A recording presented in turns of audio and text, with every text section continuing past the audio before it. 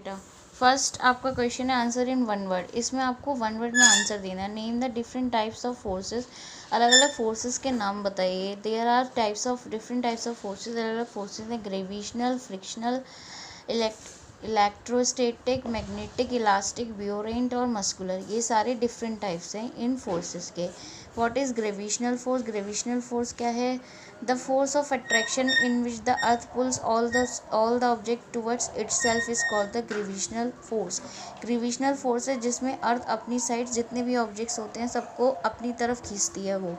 What is a Pule? Pulley क्या है? Pulley is a small wheel, एक छोटा सा पहिया है with a groove around its edge, जिसके चारों तरफ एक रस्सी होती है। The groove can hold an a rope in position.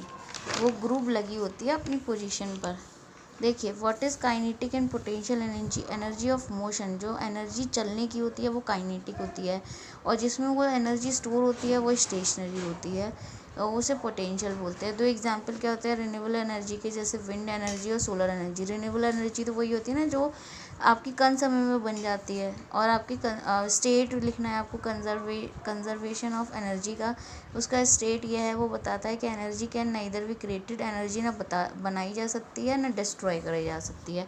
इसके बाद हमारे आंसर इन डिटेल है। उसमें फर्स्ट क्वेश्चन है what is frictional force? Frictional force क्या है और कितना इंपॉर्टेंट है मोशन के लिए?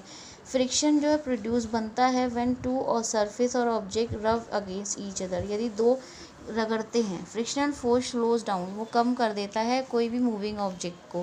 Friction affect the speed of a moving object, चलते हुए ऑब्जेक्ट की स्पीड को भी रोकता है। It does not affect the direction, ये डायरेक्शन नहीं रोकता है। इसलिए फ्रिक्शन बहुत इंपॉर्टेंट रोल लगता है हमारे जीवन में। What is an incline plane? Incline plane क्या है? इसके दो एग्जाम्पल। इंक्लाइन प्लेन एक स्लोप यानी कि एक ढलान होता है ऊंचाई से नीचाई की ओर। यूजेस क्या होते हैं? ताकि एक तो हमारा काम आसान हो सके, दूसरी बात it reduce the amount of effort, हमें बहुत कम काम करना पड़ता है किसी भी ऑब्जेक्ट को लिफ्ट करने के लिए हायर लेवल पे।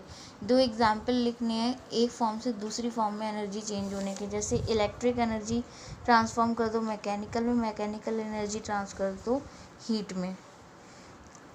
यूजेस क्या है? Solar energy can be use to produce, use करी जाती है ताकि हीट और इलेक्ट्रिसिटी बना सके।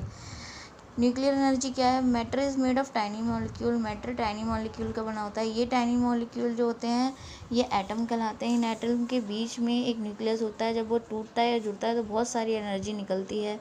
ये एनर्जी जो है लो कॉस्ट होती है इलेक्ट्रिसिटी बढ़ाने के लिए, और ये डॉक्टर भी कई बार इसका हमारे इंटरनल पार्ट को चेक करने के लिए यूज़ करते हैं इस एनर्जी का। ठीक है बेटा, today your half yearly course is complete class 5।